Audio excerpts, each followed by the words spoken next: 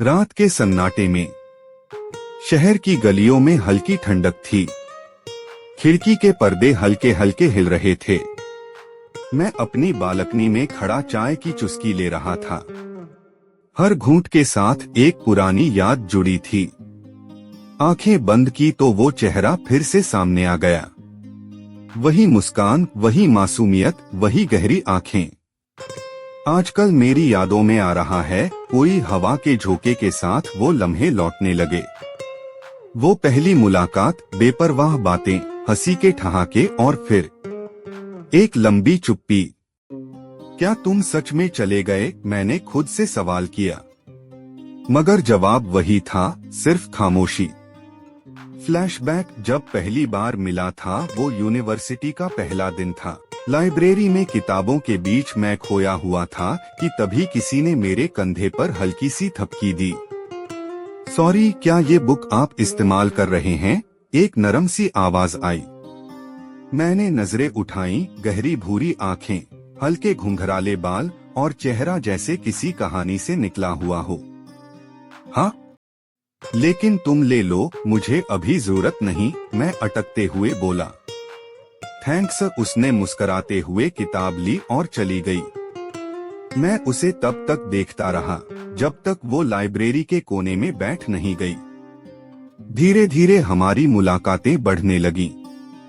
Class के बाद library में, कैंटीन में, पार्क की बेंच पर कहीं न कहीं हम टकरा ही जाते। बातें चलती, कभी किताबों की, कभी जिंदगी की और कभी बेवजह की हंसी की। तुम्हें बारिश पसंद है? मैंने एक दिन पूछा।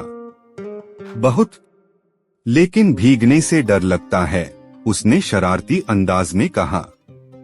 तो क्या तुम्हें बारिश सिर्फ दूर से देखना पसंद है? हाँ, क्योंकि कुछ चीजें बस देखने में ही खूबसूरत लगती हैं। मैं उसके इस जवाब पर मुस्कुराया था।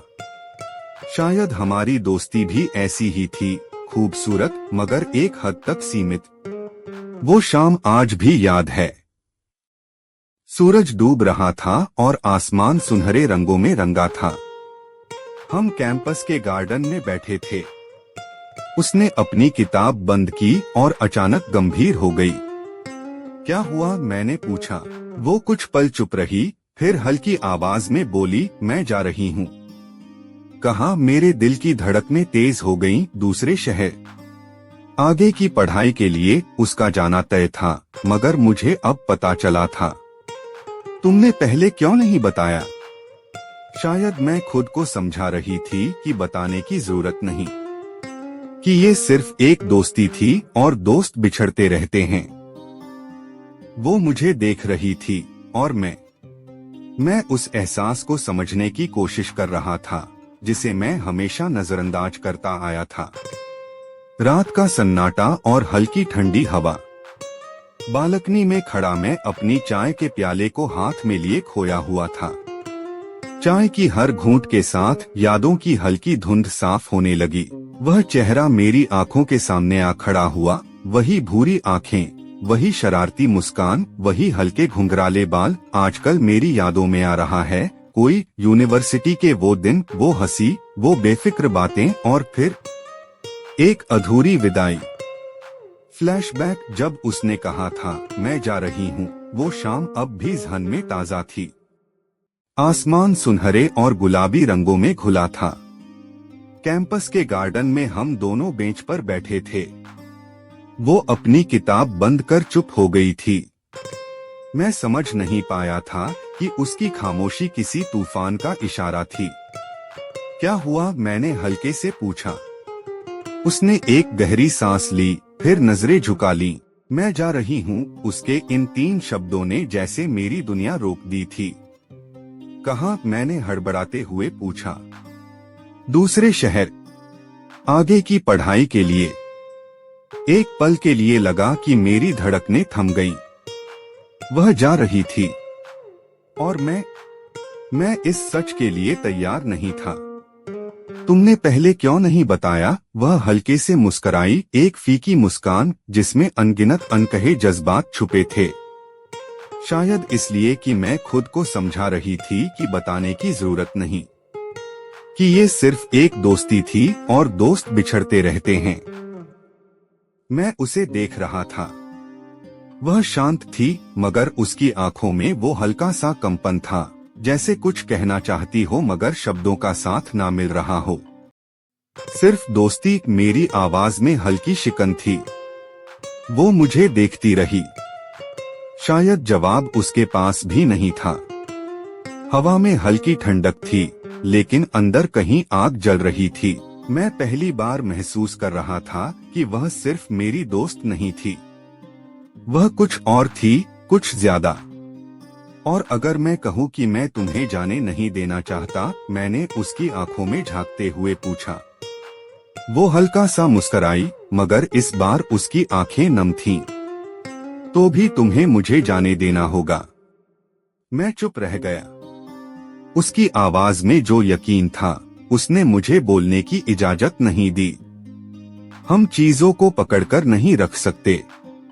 कुछ चीजें सिर्फ महसूस करने के लिए होती हैं, हमेशा के लिए पास रखने के लिए नहीं। उसकी बातें सुनकर मेरा दिल और भारी हो गया। तो क्या हम बस एक अधूरी कहानी बनकर रह जाएंगे? कौन कहता है कि अधूरी कहानियां कमजोर होती हैं? कभी कभी अधूरी कहानियां ही सबसे खूबसूरत होती हैं। वह उठी और धीमे कदमों से चलने लगी। मैं उसे रोकना चाहता था, लेकिन कैसे? रात का सन्नाटा फिर से घेर चुका था। हवा में हल्की ठंडक थी और मैं अपनी बालकनी में खड़ा चाय के प्याले को हाथ में लिए खोया हुआ था। चाय की हर घूंट के साथ एक पुरानी याद गहरी होती जा रही थी। आंखें बंद की और फिर वही चेहरा सामने आ खड़ा हुआ। वही गहरी भूरी आंखें, हल्के घुंघराले बाल और वही मुस्कान जो एक वक्त मेरी जिंदगी का हिस्सा बन चुकी थी। मैं खुद से सवाल करता था, क्या तुम सच में चले गए? मगर जवाब वही था, सिर्फ खामोशी। यादों का कारवां फिर से लौटने लगा। फ्लैशबैक में मैं वापस उसी दिन चला गया जब हम पहली बार मिले थे। यूनिवर्सिटी का पहला दिन था। लाइब्रेरी में किताबों के बीच खोया हुआ था कि तभी किसी ने मेरे कंधे पर हल्की सी थपकी दी। सॉरी, क्या ये बुक आप इस्तेमाल कर रहे हैं? मैंने नजरें उठाई और सामने खड़ी थी वह गहरी भूरी आंखें, हल्के घुंघराले बाल और चेहरे पर एक मासूमियत जो दिल को छूने वाली थी। उसकी आवाज में वो नरमियत थी जो दिल को सुकून देती थी। मैंने अटकते हुए कहा, हाँ, लेकिन तुम ले लो, मुझे अभी जरूरत नहीं। उसने मुस्कुराते हुए किताब ली और चली गई। मैं उसे तब तक देखता रहा जब तक वो लाइब्रेरी के कोने में बैठ नहीं गई। धीरे धीरे हमारी मुलाकातें बढ़ने लगी। क्लास के बाद लाइब्रेरी में, कैंटीन में, पार्क की बेंच पर कहीं न कहीं हम टकरा ही जाते। बातों का सिलसिला कभी किताबों की, कभी जिंदगी की और कभी बेवजह की हंसी की होती।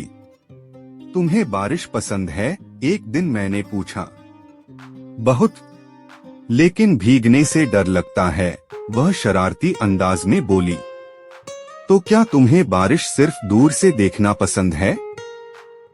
हाँ, क्योंकि कुछ चीजें बस देखने में ही खूबसूरत लगती हैं। मैं उसकी बात पर मुस्कुराया। शायद हमारी दोस्ती भी ऐसी ही थी, खूबसूरत मगर एक हद तक सीमित। एक शाम जब सूरज डूब रहा था और आसमान सुनहरे रंगों में रंगा था, हम कैंपस के गार्डन में बैठे थे। वो अपनी किताब बंद कर अचानक गंभीर हो गई। मैं समझ नहीं पाया कि उसकी चुप्पी के पीछे क्या था। मैंने हल्के से पूछा, क्या हुआ? वो कुछ पल चुप रही, फिर हल्की आवाज में बोली, मैं जा रही हूँ। कहा, मेरे दिल की धड़कनें तेज हो गईं। दूसरे शहर, आगे की पढ़ाई के लिए। वो पल अब भी मेरी यादों में गहरे उतरे हुए हैं। उसने जब ये कहा था, मेरी धड़कनें रुक सी गईं। मुझे यकीन नहीं हुआ। मैंने हड़बड़ाते हुए पूछा, तुमने पहले क्यों नहीं बताया? वह हल्के से मुस्कुराई, एक फीकी मुस्कान जिसमें अनगिनत अनकहे जज्बात छुपे थे। शायद इसलिए कि मैं खुद को समझा रही थी कि बताने की जरूरत नहीं, कि ये सिर्फ एक दोस्ती थी और दोस्त बिछड़ते रहते हैं। मैंने उसकी आंखों में देखा, जैसे हर शब्द को महसूस कर रहा था। उसकी आंखों में एक गहरा दर्द था जो वह शब्दों में नहीं व्यक्त कर पा रही थी। मुझे समझ में आया कि वह सिर्फ मेरी दोस्त नहीं थी, वह कुछ और थी, कुछ ज्यादा, जिसे मैं हमेशा से नजरअंदाज करता रहा था। और अगर मैं कहूँ कि मैं तुम्हें जाने नहीं देना चाहता, मैंने धीरे से पूछा। वह हल्का सा मुस्कुराई, लेकिन इस बार उसकी आंखें नम थीं। तो भी तुम्हें मुझे जाने देना होगा, उसने कहा, और उसकी आवाज में ऐसा यकीन था कि मैंने उसे रोकने का साहस नहीं किया। हम चीजों को पकड़कर नहीं रख सकते। कुछ चीजें सिर्फ महसूस करने के लिए होती हैं, हमेशा के लिए पास रखने के लिए नहीं। उसकी ये बातें सुनकर मेरा दिल भारी हो गया। हर शब्द जैसे एक चुपके से धक्का दे रहा था, जिससे मुझे एहसास हो रहा था कि हम दोनों एक ऐसी जगह पर खड़े हैं जहां से पीछे लौटना मुमकिन नहीं था। तो क्या हम बस एक अधूरी कहानी बनकर रह जाएंगे? मैंने पूछा, एक आखिरी बार उस अधूरे ख्वाब को पकड़ने की कोशिश करते हुए। वह हल्का सा मुस्कुराई और फिर एक गहरी सांस ली। कौन कहता है कि अधूरी कहानियां कमजोर होती हैं? कभी कभी अधूरी कहानियां ही सबसे खूबसूरत होती हैं। उसकी ये बातें मेरे अंदर कुछ छोड़ गईं। वह उठी और धीमे कदमों से चलने लगी। मैं उसे रोकना चाहता था, लेकिन कैसे? मेरे शब्द जैसे उसके पीछे चलने के लिए तैयार नहीं थे। वह चली गई और मैं वहीं खड़ा था, अपने ही विचारों के सागर में डूबा हुआ। रात का सन्नाटा था और हवा में हल्की ठंडक। बालकनी में खड़ा मैं अपनी चाय की प्याली को हाथ में पकड़े हुए खोया हुआ था। चाय की हर घूंट के साथ एक पुरानी याद ताजा हो रही थी। आंखें बंद की और वही चेहरा फिर से सामने आ गया। वही मुस्कान, वही मासूमियत, वही गहरी आंखें। आजकल मेरी यादों में आ रहा है कोई, वह अब भी मेरी यादों में बसी हुई थी, जैसे कोई प्यारी सी धुन जो बार बार बजती हो लेकिन कभी खत्म नहीं होती। फ्लैशबैक में मैं उसी दिन लौट गया था जब हमने पहली बार मुलाकात की थी। यूनिवर्सिटी का पहला दिन था। लाइब्रेरी में किताबों के बीच खोया हुआ था कि तभी किसी ने मेरे कंधे पर हल्की सी थपकी दी। सॉरी, क्या ये बुक आप इस्तेमाल कर रहे हैं? उसने शरारत से पूछा। मैंने नजरें उठाईं और सामने खड़ी थी वह गहरी भूरी आंखें, हल्के घुंघराले बाल और एक मुस्कान जो किसी ख्वाब जैसी थी। उसकी आवाज में एक ऐसी नरमी थी जो दिल को छू जाए। मैंने अटकते हुए कहा, हाँ, लेकिन तुम ले लो, मुझे अभी जरूरत नहीं। उसने मुस्कुराते हुए किताब ली और चली गई। मुझे तब तक उसकी छवि नहीं भुलाई जब तक वह लाइब्रेरी के कोने में नहीं बैठी। धीरे धीरे हमारी मुलाकातें बढ़ने लगीं। क्लास के बाद कैंटीन में, पार्क में, जहाँ भी हम जाते हमारी बातें गूंजने लगती। कभी किताबों पर, कभी जिंदगी की बातों पर और कभी सिर्फ बेवजह हंसी पर। हमारी दोस्ती कुछ अलग थी, खूबसूरत मगर सीमित। तुम्हें बारिश पसंद है? मैंने एक दिन पूछा। बहुत, लेकिन भीगने से डर लगता है, उसने शरारत से कहा। तो क्या तुम्हें बारिश सिर्फ दूर से देखना पसंद है? मैंने मुस्कुराते हुए पूछा। हाँ, क्योंकि कुछ चीजें बस देखने में ही खूबसूरत लगती हैं। मैं उसकी बातों में खो गया।